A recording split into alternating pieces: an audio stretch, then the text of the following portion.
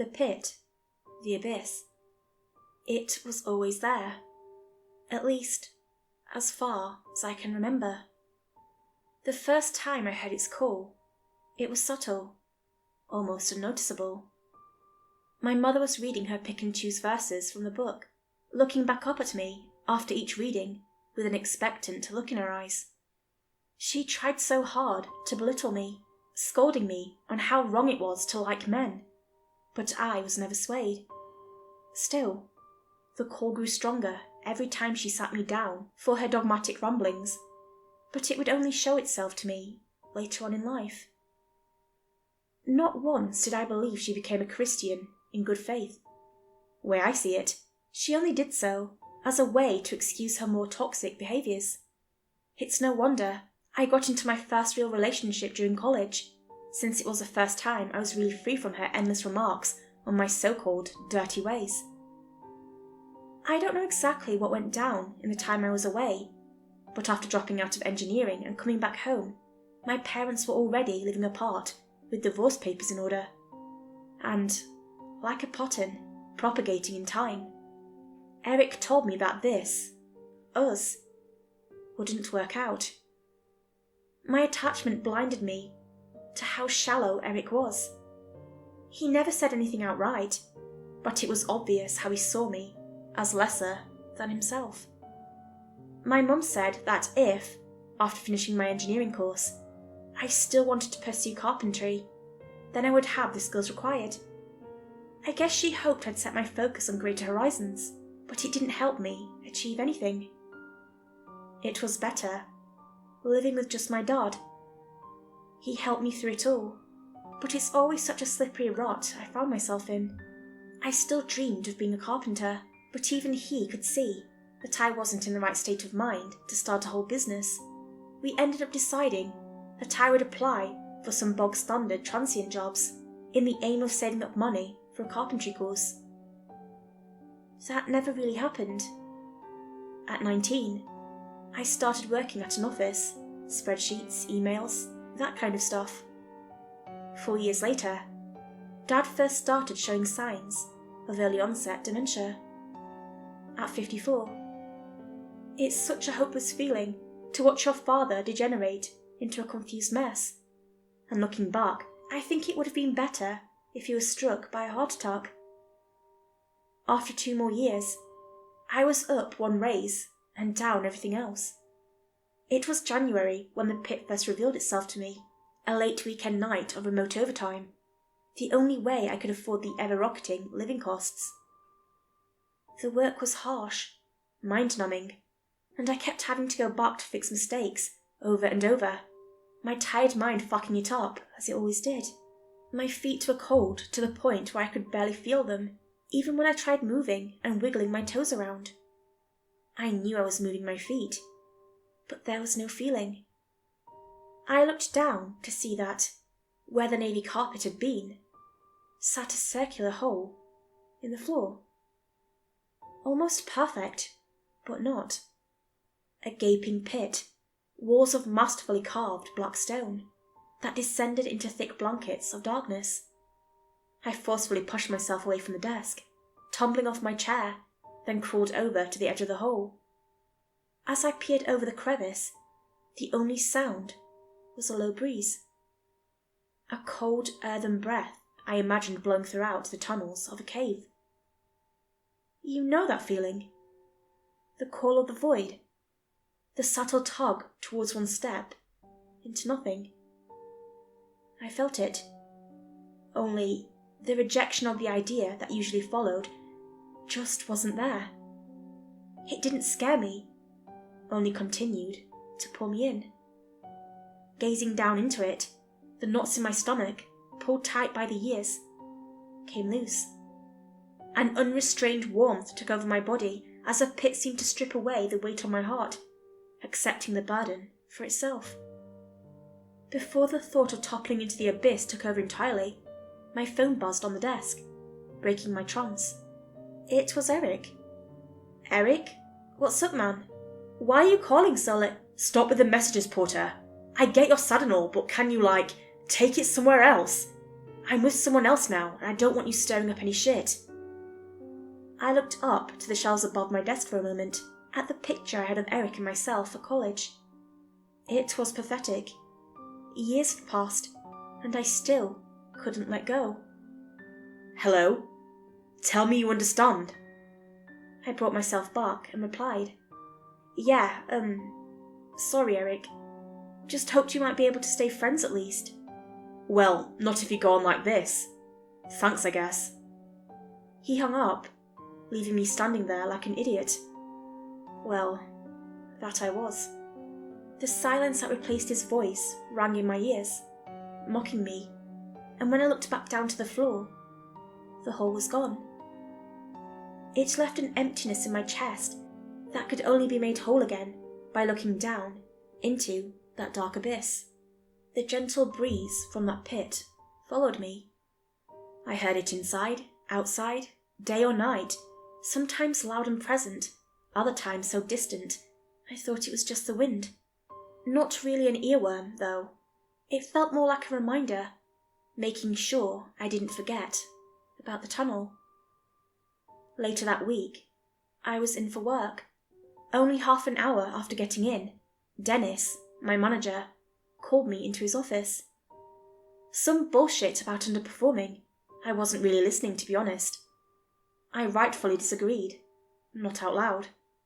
I'd been giving as much effort to the work as I could at the time.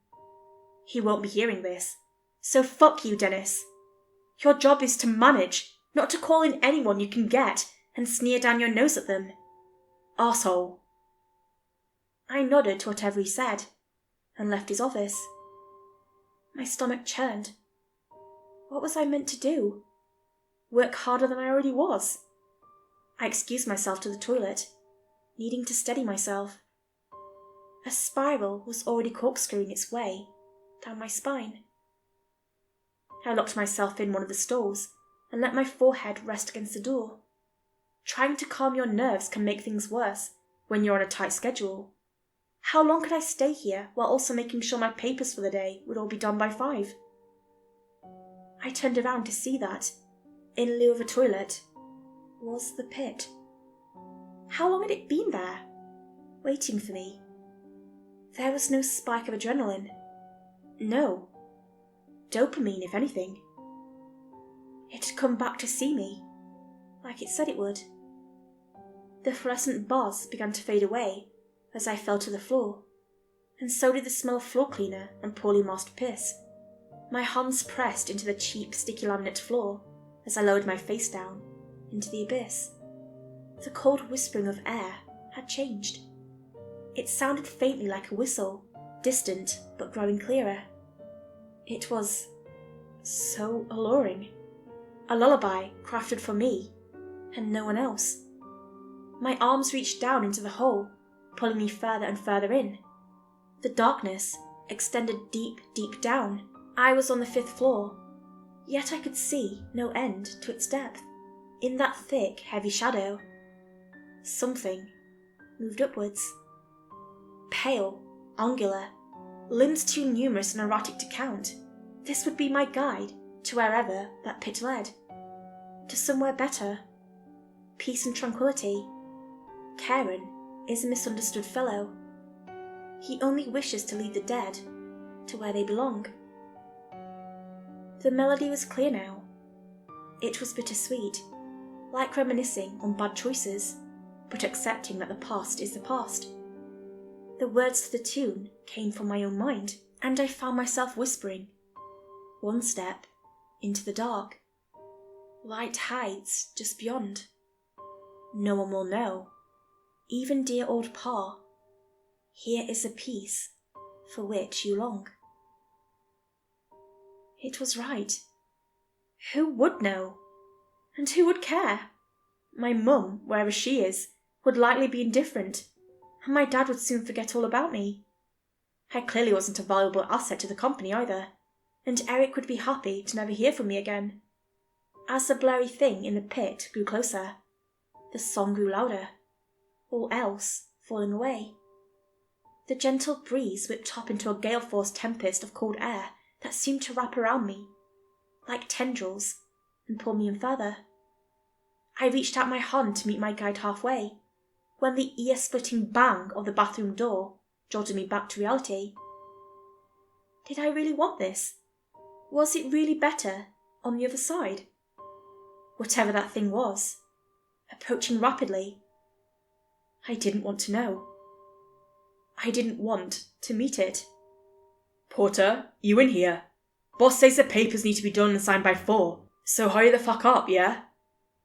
I arched my head back to the store door and replied, "Yeah, Jim, just a minute." Indigestion. The door slammed again, leaving me alone. When I looked back down, I flinched as my head bumped into the toilet bowl, coming off slightly wet from the residue. No pit, nothing. I returned to my desk and saw upon checking my email a message without any named sender. Come back. That's all it said. The song played over and over in my head while I stared at those 2 words. Out of my lips tumbled, "I will," and I clicked off the email. I tried blocking the sender, more out of curiosity than anything, but there was no sender to block. I managed to finish my workload for the rest of the day and handed it in on time, with no particular gratitude from Dennis or anyone else. No surprise there. I paid Dad a visit that weekend at the hospice. When I entered his room, he was staring listlessly out of the window while some old songs fit for a gramophone played from the old radio beside him. "Hey, Dad." His head rolled around to look at me side on. "Oh, hello there. What time is it?" I could tell he was only trying to be polite, that he didn't really know who was talking to him, and changing the subject for that reason. "It's 2:45. How are you feeling today? I brought you some custard creams." He turned around some more to look at me, down at my hands and then back up with a smile. "These are my favourite. How do you know?" The corners of my brow fell, and I brought a hand up to block a potential tear. It's me, Porter. I'm your son." I don't..." The look of confusion on his face told me all I needed to know. I'd been able to remind him who I was before, but now it was of no use. I was all but lost to him. Was he even aware he had a son? I don't know. There was desperation in his eyes, but the dementia went over. I didn't say anything more. I pulled up a chair next to him and sat, following his gaze out of the window to nothing in particular. At least I could give him some company, even if he had no idea who I was. Looking through the smudge-covered glass, I could hear that melody, whistling in my ears, and I knew it called to me again. "What do you do when it seems the only direction you can go is off the edge of a cliff?" I asked. "Wait. Look around far and wide to see if there's a bridge across. If there's no bridge, then you'd better set about building one.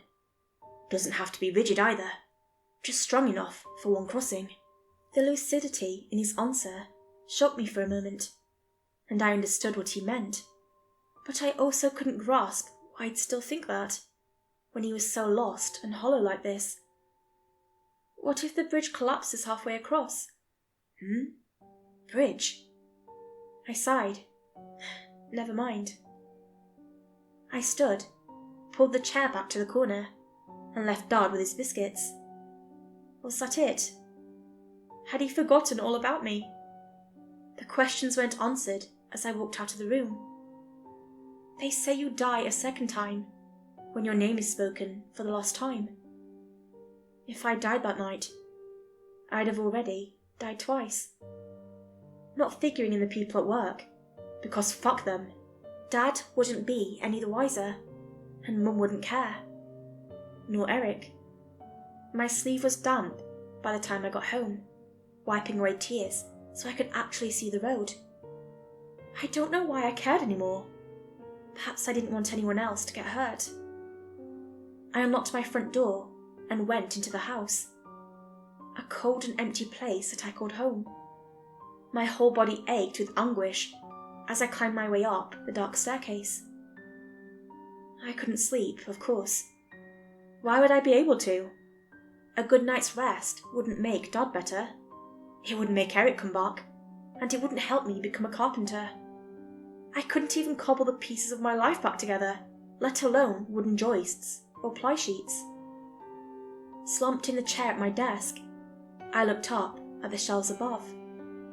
There was a framed picture of an 8-year-old me with my dad, doing some DIY carpentry on a doll frame, and on the shelf above, a picture of me and Eric at a college party. I loathed the sight of them. They were nothing but painful reminders of what I'd already lost. It was all gone. I pulled out my phone and went to notes, writing a message to send to Eric. I hoped he was happy with the way things turned out, how he let me go, over the pettiest of reasons. Life must be so easy for him, huh? Still, I couldn't break my attachment. I needed someone to guide me. I gave up a few sentences in, placing my phone face down on the desk. Hope was evacuating my body rapidly, but in truth, it wasn't a bad feeling. After all, why should I feel anxious or scared if there was nothing left to worry about? No, it was acceptance. This world was never meant for me. But I recognized the feeling. I knew instinctively what it meant. I looked down underneath the desk, but only saw the frayed blue carpeting. I started cackling hysterically. It was funny. Now, I'd even been abandoned by the pit that had called for me. This was it. My emotions, my dreams, leaving me one last time. A blast of freezing air poured over my head from above, with a loud whoosh, and something wrapped around my throat. It was cold, clammy, and powerful. The thing grasping my neck began to pull me up off the chair. My legs thrashed wildly, trying to find a foothold, and as I looked up, I saw it. The pit. It hadn't abandoned me, but in that moment, I didn't want it anymore. A gaunt, pallid arm was reaching out of the darkness, clamping tighter and tighter around my neck, and it was attached to a mass of writhing limbs that wanted nothing but me. I scraped animalistically at the arm that I hung from, but it was no use. It was a grip of cold steel. I managed to kick a foot up onto the desk, enough to give my body some slack, but it would be no use when I was dragged up further. I looked around frantically for something that could help, but the only thing in reach was the picture frame with me and Eric. Holding onto the bony wrist above me, I reached out with my free hand and grabbed the picture. I brought it up to my face and slammed it into my forehead. Blood erupted and poured down my face, but the glass was shattered. I felt lightheaded, and my feet totally lost footing on the desk, dangling uselessly. Using my teeth, I picked out the largest glass shard still left on the picture, then dropped the broken item to the ground. I grasped the shard and I attacked, slicing, stabbing, maiming the horrid limb that wanted my end. But the world was fading, and fast. The howls and screeches of the creature above me sounded like they were underwater. I saw the rim of the black stone tunnel pass in front of me, falling away to reveal only cold and dark. I can't go. Not yet. There's things I need to do. God, give me another chance. I don't know how far I was dragged into the abyss, but the Hun's grip weakened, and it let go with a rage-filled wail. I didn't fall back into my room, though. I just kept falling. The darkness twisted and swelled, shaping into visions of those taken victim by the pit. Those found dead, with no clear motives. At least, none that could be understood by the living. I saw my father lying on his bed, drool leaking from the corner of his mouth, unaware of the gaping hole waiting for him, just beneath the bed frame. I screamed, then passed out. I woke up gasping on the floorboards of my bedroom, lying on top of broken glass and dried blood. I shot up to a sitting position and looked above me. The ceiling was unbroken in its off-white mundanity. The pit was gone, and so was its call. My body fell back to the floor, sobbing and heaving in exasperation. I was alive somehow. Face all cut up, neck raw and bruising, palm lacerated messily, but alive. My flame had almost been snuffed out, and there was so much wax left in my candle. It couldn't go out yet, not until I saw what there was after it all melted away. I looked down at the broken picture frame. Eric's face stared back in a sneer, and I stood up and stomped on it until it was nothing more than split wood and torn paper. I needed him as much as he needed me. Dad needed me, though, even if he forgot who he was. I had to stick with him until the end.